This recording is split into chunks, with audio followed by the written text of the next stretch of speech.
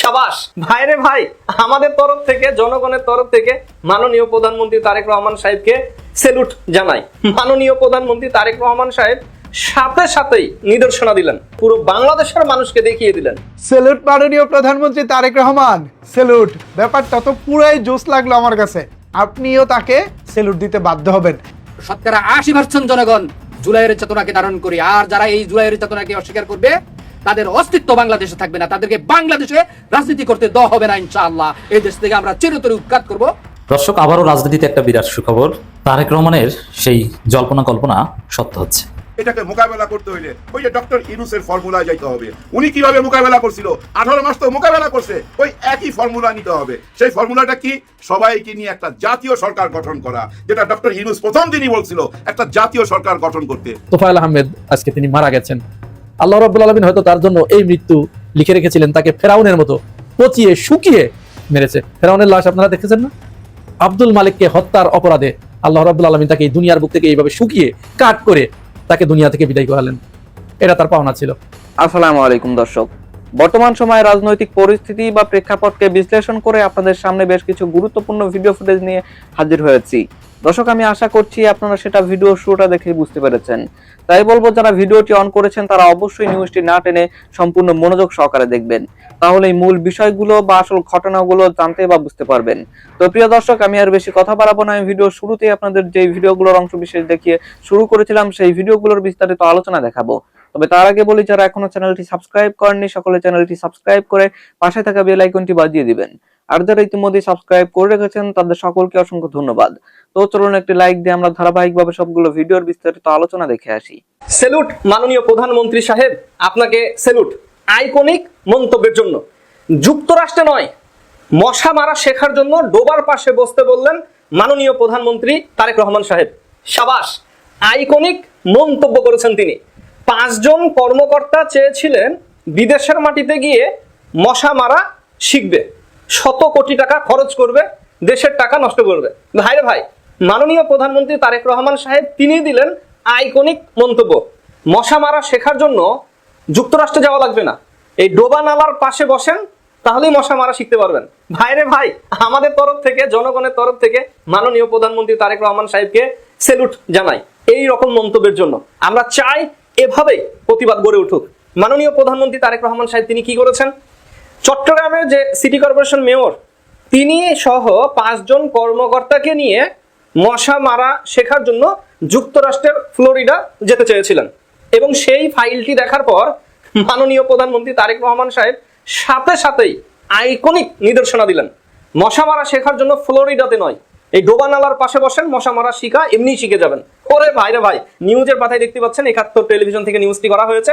বলা হচ্ছে, চসিক মেয়রের ফ্লোরিডা সফরের ফাইলে প্রধানমন্ত্রীর অভিনব নির্দেশনা।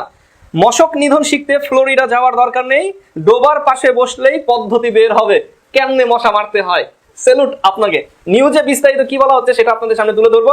এবং বিগত সরকারকে আমরা দেখেছি যে তারা মশা মারার জন্য, এসি চালানোর জন্য, তারপরে কিভাবে অনলাইনে ক্লাস করতে হয়, কিভাবে টাচ ফোন চালাইতে হয়, ল্যাপটপ কিভাবে চালাইতে হয়, কম্পিউটার কিভাবে চালাইতে হয়, মানে সুযোগ পেলেই তারা বিদেশে পাড়ি দিত।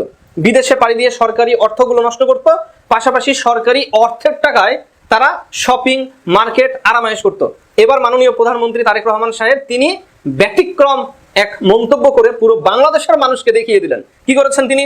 মশা নিধনের উদ্ভাবনী কার্যক্রম দেখার জন্য যুক্তরাষ্ট্রে যেতে চেয়েছিলেন চট্টগ্রাম সিটি কর্পোরেশনের মেয়র শাহাদত হোসেন সহ 5 জন কর্মকর্তা। প্রধানমন্ত্রী তারেক রহমান তাদের এই বিদেশ সফরের অনুমোদন দেননি।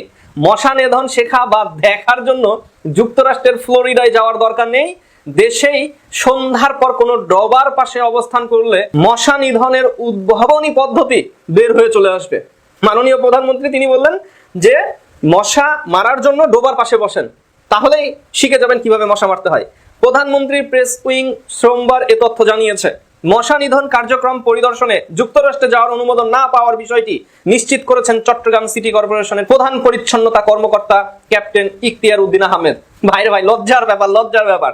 তিনি সোমবার রাতে প্রথম আলোকে বলেন, স্থানীয় সরকার মন্ত্রণালয় থেকে বিদেশ সফরের অনুমোদন পাওয়া যায়নি। চট্টগ্রাম সিটি কর্পোরেশন সূত্রে জানায়, মশা নিধন কার্যক্রম পরিদর্শনে যুক্তরাষ্ট্রের শিকাগো ও ফ্লোরিডা রাজ্যে একটি কারখানা ও একটি ল্যাব পরিদর্শন করতে চেয়েছিল চট্টগ্রাম সিটি কর্পোরেশনের প্রতিনিধি দল।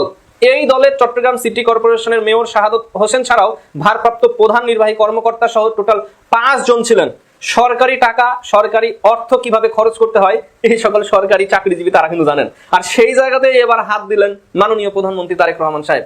বর্ষিয়ান রাজনীতিবিদ, আওয়ামী লীগের প্রেসিডিয়াম সদস্য তোফায়েল আহমেদ, তিনি আজ মারা গেছেন। তার মৃত্যুতে দেশের বিভিন্ন প্রান্ত থেকে বিভিন্ন জনেরা বিভিন্ন মতামত ব্যক্ত করছে। কেউ ইন্নালিল্লাহ পড়ছে, কেউ আলহামদুলিল্লাহ পড়ছে। এখন প্রশ্ন আসতে পারে, এই ইন্নালিল্লাহ এবং আলহামদুলিল্লাহ এর হেতু কি? এর একটা কারণ আছে, এই কারণটা আমি বলবো। আর সাথে আজ সারাদিন অর্থাৎ 1 জুন 2026 ইসলামী ব্যাংক নিয়ে মতিঝিলে যা হলো, এই বিষয়ে দুইটা কথা বলবো। দুইটা বিষয়ের সাথেই পরস্পর যোগ সাজুজ্য আছে। তোফায়েল আহমেদ যে মারা গেলেন, তিনি যেমন একটি অনিবার্য পরিণাম ভোগ করে মারা গেলেন, একটি শাস্তি ভোগ করে মারা গেলেন, ইসলামী ব্যাংকের জন্যও এরকম একটি অনিবার্য পরিণাম ইতিমধ্যে ঘটে গেছে, আর একটি ঘটবে। এই বিষয়টার যে যোগ সাজুজ্য, সেই বিষয়টি নিয়ে দুটি কথা বলবো। প্রথমে আমরা ইসলামী ব্যাংক দিয়ে শুরু করি সংক্ষেপে, তারপরে তোফায়েল আহমেদের বিষয়টি আসছি। এই ব্যাংকটি পূর্বে যারা পরিচালনা করতো তাদের রক্ত ঘাম একাকার করে দিয়ে ব্যাংকটি প্রতিষ্ঠা করা। এরপরে আওয়ামী লীগ সরকার ক্ষমতায় আসার পর থেকেই গণজাগরণ মঞ্চ, শাহবাগ এবং শাহরিয়ার কবির এদের প্রত্যক্ষ মদদে ইসলামী ব্যাংকটি 2017 সালে এস আলম গ্রুপের হাতে তুলে দেওয়া হয়, জোর করে দখল করা হয়। এখন এই শাহবাগ, শাহরিয়ার কবির এবং গণতন্ত্র মঞ্চ এরা কেন ইসলামী ব্যাংকের বিরুদ্ধে লেগেছিল? এর একটা কারণ আছে, ঐতিহাসিক একটা কারণ আছে। এরা নিজেরা এই কাজটি করে নাই। এরা ভারতের প্ররোচনায়, ভারতের উস্কানিতে, ভারতের কথা মতো ইসলামী ব্যাংকের বিরুদ্ধে লেগেছিল এবং ভারত শেখ হাসিনাকে বাধ্য করেছিল ইসলামী ব্যাংকে দখল করে ব্যাংকটাকে একেবারে ফোকলা করে দিতে, ধ্বংস করে দিতে। ভারত এটা কেন বলেছিলেন সেই বিষয়টাও আপনাদেরকে বলবো, শুনলে আপনারা আশ্চর্য হয়ে যাবেন।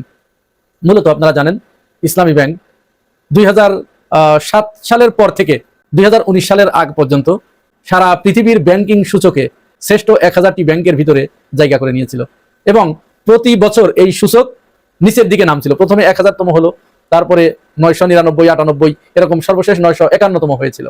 এবং আপনারা আশ্চর্য হবেন, এই দক্ষিণ এশিয়ার ভিতরে অন্য কোনো ব্যাংক ছিল না, অন্য কোনো দেশের ব্যাংক ছিল না।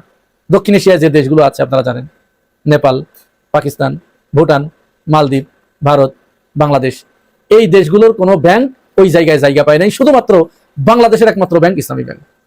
তো গ্লোবাল সূচকে যখন এই ব্যাংকটি এরকম ক্রমান্বয়ে একের পর এক তার সাফল্যের ধারা অব্যাহত রাখছিল, এটা ভারতের জন্য মাথা ব্যথা হয়ে গিয়েছিল। এবং ভারত এত বড় একটি দেশ, সে সব দিক দিয়ে গুণে মানে সেরা, ব্যাংকিং সেক্টরে সে নাই, ইসলামী ব্যাংক বাংলাদেশের ব্যাংক সেইটা এগিয়ে যাচ্ছে, ভারত এটা মেনে নিতে পারে নাই। যে কোনোভাবে ব্যাংকটাকে দখল করার জন্য, ধ্বংস করার জন্য শেখ হাসিনাকে লেলিয়ে দেয়। আর শেখ হাসিনা গণজাগরণ মঞ্চ, শাহরিয়ার কবির, তারপরে শাহবাগ, এদের মাধ্যমে আওয়াজ তোলার পরে 2017 সালে এসে সেটা কার্যে পরিণত করে। এরপরে 5 আগস্টের পরে যখন শেখ হাসিনা পালিয়ে গেল, এরপর ব্যাংকটি আস্তে আস্তে ঘুরে দাঁড়াতে শুরু করে, আবার তার আগের অবস্থায় ফিরে আসতে শুরু করে। এখানেও ভারত আবার তাদের মাথা খারাপ হয়ে যায়। এবার আপনারা জানেন, যার সম্পর্কে এই বিষয়ে যথেষ্ট আলোচনা সমালোচনা রয়েছে, যাকে ভারতের সাথে রিলেট করা হয়, তার পকেটের লোক, তার মাধ্যমেই আবার নতুন করে ইসলামী ব্যাংক দখলের একটা পাঁইতারা করা হয়। অসংখ্য লোক ছিল, বিএনপির খোদ অনেক ত্যাগী মানুষ আছে, অনেক যোগ্যতা সম্পন্ন লোক আছে, তাদের কাছে দিয়ে দিত, কোনো কথা ছিল না। এই খোরশেদ আলমকেই কেন দিতে হলো? খোরশেদ আলমের মতো এস আলমের একজন একনিষ্ঠ খাদেম, ভারতের একনিষ্ঠ খাদেম, তার কাছে কেন দিতে হলো? সরকার কেন এই কাজটি করতে গেল? এটি কি সরকার তার নিজের সিদ্ধান্তে করেছে? না, তার নিজের সিদ্ধান্তে করে নেই। স্বরাষ্ট্রমন্ত্রী সরাসরি তিনি নিজে ইনভলভ হয়ে, অন্য জায়গা থেকে আদিষ্ট হয়ে তিনি এই কাজটি করেছেন, যেন ইসলামী ব্যাংক আর ওই গ্লোবাল ফাইন্যান্সে এবং ওই সূচকে আর জীবনে কোনোদিন না দাঁড়াতে পারে, জীবনে আর কোনোদিন মাথা তুলে না দাঁড়াতে পারে, সেই ব্যবস্থা করা হচ্ছে। যাই হোক, এই বিষয়ে আমার কথা শেষ। এই ব্যাপারে এদেশের হাজার হাজার লক্ষ লক্ষ মানুষের ব্যাংক এটি, কোটি গ্রাহকের ব্যাংক এটি। গ্রাহকরা কি করবে সেটা গ্রাহকের ব্যাপার, এদেশের জনগণ এটি মেনে নেবে কিনা সেটা জনগণের ব্যাপার। এখন আমরা তোফায়েল আহমেদের ব্যাপারে চলে আসি। তোফায়েল আহমেদ 1969 সাল 12 আগস্ট এই দিন ঢাকা বিশ্ববিদ্যালয়ে টিএসসিতে তৎকালীন রেসকোর্স ময়দান শহীদ আব্দুল মালিকের উপরে তৎকালীন ছাত্র ইউনিয়ন, জাসদ ছাত্রলীগ এবং ছাত্র মৈত্রী ঝাঁপিয়ে পড়ে একযোগে। তার অপরাধ ছিল এদেশের শিক্ষা ব্যবস্থা কেমন হবে সেইটার বিষয়ে ডাকসু একটা সেমিনার আয়োজন করেছিল। এই আব্দুল মালিক ছিল ইসলামী শিক্ষা প্রবর্তনের পক্ষে। আব্দুল মালিক যখন তার নির্ধারিত বক্তব্য, তাকে বক্তব্য দিতে দেওয়া হচ্ছিল না, লাস্টে তার জন্য 1 মিনিট সময় বরাদ্দ করা হয়েছিল। 1 মিনিটে তিনি বলতে বলতে বলতে বলতে কখন আধা ঘন্টা পার হয়ে গেছে, মানুষ তার কথা মন্ত্র মুগ্ধের মতো শুনে যাচ্ছে। এইটা শোনার সাথে সাথে এই তোফায়েল আহমেদ, হাসানুল হক ইনু, রাশেদ খান মেনন এদের মাথা বিগড়ে যায় যে ওর মাথার ভিতরে তো নিশ্চয় কিছু আছে, তাহলে ওর মাথার ভিতর কি আছে ওটা বের করে দেখতে হবে। ও যখন বক্তব্য দিয়ে বের হয়ে যাচ্ছে তখন এরা টিএসসি চত্বরে এসে আব্দুল মালিকের উপরে ঝাঁপিয়ে পড়ে, তার মাথাটা একটি ইটের উপরে রেখে আর একটি ইট দিয়ে থেতলে দেওয়া হয়, তার ঘিলু বের করে। কথিত আছে, শোনা যায় যে তোফায়েল আহমেদ এবং এই হাসানুল হক ইনু এবং রাশেদ খান মেনন তিনজন মিলে এই ঘিলুটা এইভাবে পরীক্ষা নিরীক্ষা করে দেখে যে এর ভিতরে কি আছে, কি করে 1 মিনিটের ভিতরে মানুষকে এইভাবে তার পক্ষে নিয়ে নিল। সেই তোফায়েল আহমেদ আজ হাসানুল হক ইনু, রাশেদ খান মেনন জেলের ভিতরে পড়ছে, আর তোফায়েল আহমেদ আজকে তিনি মারা গেছেন। আল্লাহ রাব্বুল আলামিন হয়তো তার জন্য এই মৃত্যু লিখে রেখেছিলেন, তাকে ফেরাউনের মতো পচিয়ে শুকিয়ে মেরেছে। ফেরাউনের লাশ আপনারা দেখেছেন না? নিশ্চয় দেখেছেন। তোফায়েলের অবস্থা একটু দেখুন, তার জীবিত অবস্থাটা, মৃত্যুর কিছুদিন আগে কি অবস্থাটা হয়েছে দেখুন। কোনো মানুষের আকৃতি আছে? এটা স্বয়ং আল্লাহ রাব্বুল আলামিনের শাস্তি। এটা ফেরাউনকে যেরকম মুসার সাথে গাদ্দারি করার কারণে তাকে শুকিয়ে তিলে তিলে মেরেছে, আব্দুল মালিককে হত্যার অপরাধে আল্লাহ রাব্বুল আলামিন তাকে এই দুনিয়ার বুক থেকে এইভাবে শুকিয়ে কাট করে তাকে দুনিয়া থেকে বিদায় করালেন। এটা তার পাওনা ছিল। প্রমাণ হিসেবে আমি আপনাদেরকে একটি ছবি দিচ্ছি, দেখুন একটু। এখানে লাল দাগ দিয়ে যে চিহ্ন দেওয়া আছে, 1 নাম্বার যিনি মাটিতে পড়ে আছেন তিনি আব্দুল মালিক, আর 2 নম্বরে তিনি হচ্ছে তোফায়েল আহমেদ, 3 এবং 4 হাসানুল হক ইনু এবং রাশেদ খান মেনন, তাদের লাল চিহ্ন করে দেওয়া হয়েছে। তো এই ব্যক্তির মৃত্যুতে আওয়ামী লীগের লোকজন তারা বর্ষিয়ান রাজনীতিবিদ, মহান রাজনীতিবিদ ইত্যাদি উপাধিতে ভূষিত করছে। বাঙালি জাতির কসম খেয়ে বলছি, এই দেশে বিএনপি রাজনীতি করতে পারবে না, পারবে না, পারবে না, করতে দেওয়া হবে না। কারণ যারা বাঘের মুখ থেকে খাবার কেড়ে আনার মতো ভারতের হাত থেকে এই দেশটাকে রক্ষা করেছে, আজ বিএনপি তাদেরকে অস্বীকার করছে। বিএনপি জামাত ঐক্যবদ্ধভাবে 17 বছর আন্দোলন করে ব্যর্থ হয়েছে। যারা তাদের শরীরের তাজা রক্তকে বিলীন করে দিয়ে হাজার হাজার পোলাপান শাহাদাত বরণ করে, পঙ্গুত্ব বরণ করে এই দেশকে ভারতের হাত থেকে ছিনিয়ে এনেছে, আজ তাদেরকে মূল্যায়ন করা হচ্ছে না। গণভোটকে বাতিল করা হচ্ছে, জুলাইকে স্বীকৃতি দিচ্ছে না। তবে মনে রাখবেন, এই দেশে রাজনীতি করতে পারবেন না। বিএনপি এই দেশে রাজনীতি করার কোনো অধিকার নাই। 17 বছর আপনারা ব্যর্থ ছিলেন, এখন আপনাদের কি আছে? একটা স্বরাষ্ট্রমন্ত্রী, ক্ষমতাসীন একটা স্বরাষ্ট্রমন্ত্রী যখন কোথাও যায়, পিছন থেকে হাজারো জনতা যখন ভুয়া ভুয়া স্লোগান দেয়, এতে কি প্রমাণিত হয়? কি আছে আপনাদের পায়ের তলায়? পায়ের তলায় মাটি নাই। এই দেশের জনগণ, শতকরা 80% জনগণ জুলাইয়ের চেতনাকে ধারণ করি, আর যারা এই জুলাইয়ের চেতনাকে অস্বীকার করবে তাদের অস্তিত্ব বাংলাদেশে থাকবে না। তাদেরকে বাংলাদেশে রাজনীতি করতে দেওয়া হবে না ইনশাআল্লাহ। এই দেশ থেকে আমরা চিরতরে উৎখাত করব এই বিএনপিকে। দর্শক, আবারও রাজনীতিতে একটা বিরাট সুখবর। বিএনপি এবার মারাত্মক ভয় পেয়ে জামাতকে গ্রিন সিগন্যাল দিচ্ছে, জামাতকে ডাকছে, জামাত ভাই আসেন, এবং অপেক্ষা করছে যে ভাই আপনাদের জন্য অপেক্ষা করছে, আসেন আমরা জুলাই সনদ বাস্তবায়ন করি। এই ভয়টা বিএনপির মধ্যে বেশি ঢুকেছে শেখ হাসিনা ফেরার যে আয়োজন যুক্তরাষ্ট্র এবং ভারতের মধ্যস্থতায়। শেখ হাসিনাকে ফেরাতে পারবে না, কিন্তু এর মাধ্যমে বিএনপিকে চাপে রাখবে, ভয় দেখাবে। এতে আসলে বিএনপি ভয় পেয়েছে। এখন বিএনপির একটা উপলব্ধি হয়েছে, এটা একটা মজার আলোচনা। বিএনপি এখন আক্ষেপ করছে তারেক রহমানের কিন্তু ঘুম হচ্ছে না। তারেক রহমান বলছেন, প্রকাশ্যে বলে ফেলেছেন, সামনে কঠিন সময় আসে। প্রধানমন্ত্রী নিজে যখন বলেন সামনে কঠিন সময় আসে, তাহলে বুঝেন যে কতটা কঠিন সময় আসে। কারণ বাংলাদেশের রাজনীতিবিদরা সংকটকে গোপন রাখেন, বলেন না, বলেন যে কিছুই হবে না, আরে কিছু না। এই যে হামে মারা যাচ্ছে, এটা একটা প্রাদুর্ভাব প্লাস এটা একটা কি বলে মহামারীর মতো ছড়িয়ে পড়েছে, সরকার নিয়ন্ত্রণ করতে পারছে না, অথচ এটা গোপন করছে। বাংলাদেশের সরকারগুলো চরিত্র হচ্ছে যে সংকট গোপন করা। কোনো ঝড় বন্যার কবলেও যদি হাজার হাজার লক্ষ মানুষ মারা যায়, ওটাও গোপন করে, সংখ্যা গোপন করে যে না কম মানুষ মারা গেছে। তো দর্শক, সেই বাংলাদেশের সরকার প্রধান বলছেন যে সামনে কঠিন সময় আসছে, মারাত্মক ভয় পেয়েছে, এর ফলে বলছে। এখন এই কঠিন সময়টা মূলত শেখ হাসিনাকে ফেরাকে কেন্দ্র করে বলছেন, কারণ বিএনপি ভয় আছে যে সেনাবাহিনী, প্রশাসন এবং বিচার বিভাগ শেখ হাসিনার পক্ষ নিয়ে নেয় কিনা, কারণ এরাই তো আছে, চুপপুতো সে আগের মধ্যে আছে, এই ভয় আছেন। এখানে জুলাই সনদ পরিপূর্ণভাবে বাস্তবায়ন করা মানে শেখ হাসিনা কোনোদিন ফিরতে পারবে না। জুলাই সনদ বাস্তবায়ন পরিপূর্ণভাবে করলে কিন্তু শেখ হাসিনা 72 সংবিধান, শেখ হাসিনা যে সেট আপ, এগুলো কিছুই, এমন কিছুই থাকে না। এখন বিএনপি আক্ষেপ করছে যে জুলাই সনদটা যদি আগে বাস্তবায়ন করতাম, তাহলে তো শেখ হাসিনা আসবে, এই ভয়ে তারেক রহমান ঘুম হারাম হতো না। এখন বলছে যে ঠিক আছে, তাহলে আমরা জুলাই সনদ বাস্তবায়ন করার চেষ্টা করি। বিএনপি আরো নানান ক্ষেত্রে আক্ষেপ করছে। যেমন বিএনপি হাসিনা পালানোর পর বিএনপি চিন্তা করেছিল যে এখন আমাদের হাসিনা পালানোর পর জামাত চিন্তা করছে যে দেশটাকে গড়ে তুলতে হবে, দেশটা ধ্বংস হয়ে গেছে, হাসিনা পালিয়েছে, গণহত্যা, কত লাশ, গণকবর, আমরা এটার একটা ভিত করি এবং এর বিচার করতে হবে এবং মানুষ যেন খেয়ে পরে বাঁচতে পারে। কারণ সরকার পালালে দেশের অর্থনৈতিক অবস্থা খারাপ হয়ে যায়, ব্যাংক ট্যাঙ্ক সবকিছু লুটপাটের সম্ভাবনা থাকে। তো জামাত ভাবতেছে এগুলো নিয়ে, যদিও জামাত ক্ষমতা কেন্দ্রিক তৎপরতা অতটা তখন বুঝেও নাই। জামাত চিন্তা করতেছে দেশের মানুষ নিয়ে, শহীদদের নিয়ে, শহীদ পরিবার নিয়ে, তারা ব্যস্ত জানাজা দাফন কাফন নিয়ে শহীদদের। আর বিএনপি তখন ব্যস্ত কিভাবে 3 মাসের মধ্যে ক্ষমতা আসা যায়। কারণ বিএনপি দেখে যে আওয়ামী লীগ নাই, অতএব ক্ষমতায় তো বিএনপি আসবে, এটা তো একদম 100% নিশ্চিত, জাস্ট নির্বাচনটা হলেই হলো। সেই হাসিনা যখন বিমানে ওঠে তখন বিএনপি নেতারা আলোচনা করে কিভাবে 3 মাসের মধ্যে ক্ষমতা আসা যাবে। আপনি চিন্তা করেছেন ক্ষমতার লোভ? মানে কিছু লোক দেখেছেন না একদম ওইরকম, যে বাবা মারা গেছে, সন্তানরা জায়গা জমির ভাগ বাটোয়ারা কমপ্লিট করার আগে দাফন করতে চায় না, লাশ উঠানের এক কোনায় ফেলে রেখেছে, আরে আগে ভাগ করো। বাবার লাশ আমি দেখেছি দাফন করতে দেয় না, সন্তানের জায়গায়, যে অমুক সন্তানের নামে লিখে দিয়েছিল তার জায়গায় দাফন করুক, আমার জায়গায় না। চিন্তা করেছেন? আছে মানে এদের মৃত্যু, লাশ, বাবা মা, কারোর প্রতি কোনো আবেগ নাই, ধন সম্পদ এগুলোই হচ্ছে তাদের কাছে সব। কারণ মানুষের মধ্যে যদি ন্যূনতম বিবেকবোধ থাকে, মনুষ্যত্ববোধ থাকে, তাহলে হওয়ার কথা এরকম যে আরে যাই হোক, অতীতে যাই হয়েছে, মারা গেছে লোকটা, প্রয়োজনে আমার ঘর ভেঙে ওই ঘরের মধ্যে দাফন করো, আমি ঘর ভেঙে ফেলবো, তারপরও দাফন করো, এরকম একটা ইমোশন কাজ করে যে আমার জায়গায় দাফন। কিন্তু না, ধন সম্পদ অন্ধ করে দিয়েছে, আরে কিসের দাফন, রাখ তোর দাফন, আমার হক আমি বুঝে পাই, আগে আমার ভাগ আমি বুঝে পাই।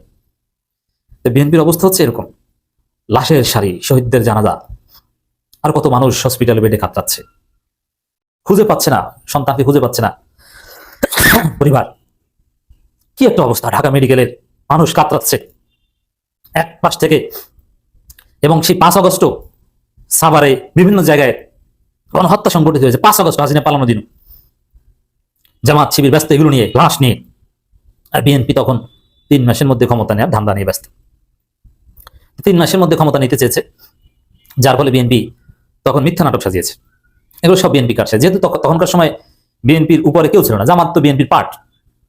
জামাত এখন অনেক বড় দল হয়েছে আওয়ামী লীগের শূন্যস্থানে, তখন তো জামাত এগুলো বুঝতোই না। জামাত নিষিদ্ধ পার্টি, জামাতের তো এরকম কিছু বলার তেমন অধিকারও ছিল না। ভাগ্য ভালো যে নিষিদ্ধ থাকা অবস্থায় সেনাপ্রধান ডেকেছে, না ডাকলেও জামাতের কিছু করার ছিল না, চুপ করে বসে থাকতে হইতো যে নিষেধাজ্ঞা প্রত্যাহার কবে হবে। সব পরিস্থিতি নিয়ন্ত্রণ ছিল বিএনপির, তো বিএনপি সব সাজিয়েছে। এই জন্য উপদেষ্টা সব বিএনপি, বেশিরভাগই ছাত্রদের একটা ভূমিকা ছিল, কিন্তু বিএনপি তাদের ম্যানেজ করেছে। এবং বিএনপি তখন এভাবে নাটক সাজিয়েছে যে হাসিনার সংবিধান অনুযায়ী পদত্যাগ করেছে, এইভাবে নাটকটা সাজান, তারপরে সংবিধান অনুযায়ী আপিল বিভাগের রেফারেন্স দিয়ে একটা সরকার গঠন করেন, তারপর সংবিধান অনুযায়ী 3 মাসের মধ্যে নির্বাচন দিয়ে দেন। কারণ সংবিধান অনুযায়ী সবকিছু করলে 3 মাসের মধ্যে নির্বাচন দেওয়া সাংবিধানিক বাধ্যবাধকতা। এই কাজ বিএনপি করেছে। এখন এসে বিএনপি সেই প্রতারণার ফল তারা পাচ্ছে। এখন তারা কেমন ঘুমাতে পারছে না, কারণ এখন যদি যুক্তরাষ্ট্র এবং ভারতের সহায়তায় শেখ হাসিনা এয়ারপোর্টে নেমে বলেন যে আমার পদত্যাগপত্রটা দেখান, আর সেনাবাহিনী প্রশাসন যদি বলে যে ঠিক আছে পদত্যাগপত্র দেখান, কারণ পদত্যাগপত্র দেখাতে হবে, পদত্যাগপত্র তো নাই, দেখাবে কি? ওটা তো বিএনপি ওই সময় নাটক করেছে। আপিল বিভাগের রেফারেন্স দেখান, নাই তো কি দেখাবে? ওটা সব ভুয়া, বিচারকরা সব পলাতক ছিল, কিসের রেফারেন্স দিয়েছে? তো দর্শক, এখন বিএনপি বুঝছে যে না, কি ভুল হয়েছে। এই জন্য বিএনপি জুলাই সনদ বাস্তবায়নের ক্ষেত্রে আবার একটু নড়ে চড়ে বসেছে যে না, অতীতে ভুল হয়েছে, এখন তো আমাদের মাথা খারাপ, তার চাইতে জুলাই সনদটা তাড়াতাড়ি বাস্তবায়ন করি, দেখি হাসিনা ফেরানো যায় কিনা। এরপরে বিএনপি ভিতরে অভ্যন্তরীণভাবে কিছু মিটিং টিটিং করেছে গত 3-4 দিন আগে, এবং জামাতকে বলছে যে জামাত আপনারা নাম টাম দেন, আপনারা আসেন, আমরা জুলাই সনদটা তাড়াতাড়ি বাস্তবায়ন করে ফেলি, হাসিনাকে ঠেকাই, হাসিনা এস্টাবলিশমেন্টকে ভেঙে চুরে ফেলি। এখন জুলাই সনদ বাস্তবায়নের ক্ষেত্রে বিএনপি টনক নড়েছে। তবে জামাতকে ডাকছে, এই 2-3 দিন আগেও জামাতকে বলছে যে জামাত আপনার নাম দেন, আমরা কমিটি গঠন করি, আমরা জুলাই সনদ বাস্তবায়ন করি। এটা 6 মাস, যেহেতু 3 মাস হয়ে গেছে, আমরা দ্রুত এটা করে ফেলি, আর 3 মাস আছে, একদম শেষ সময় পর্যন্ত যার দরকার দ্রুত করে ফেলি। কিন্তু জামাত এখন পর্যন্ত রিপ্লাই দেয়নি, কারণ জামাত পদ্ধতি নিয়ে, প্রক্রিয়া নিয়ে একমত হতে পারেনি। তবে বিএনপি বলছে যে জামাত আসেন, তালিকা দেন, আমরা জুলাই সনদটা তাড়াতাড়ি বাস্তবায়ন করে ফেলি, হাসিনার ভয় থেকে আমরা একটু দূরে থাকি। দর্শক, আমি আশা করছি আপনারা সকলে অত্যন্ত মনোযোগ সহকারে সবগুলো ভিডিও দেখেছেন। এমনকি দর্শক, যদি এই ভিডিওগুলো সম্পর্কে আপনাদের কোনো মতামত থেকে থাকে তাহলে তো অবশ্যই জানাবেন। দর্শক, নিউজটি শেষ করছি এখানেই, ফিরছি পরবর্তী নিউজে নতুন কোনো টপিকে। আল্লাহ হাফেজ।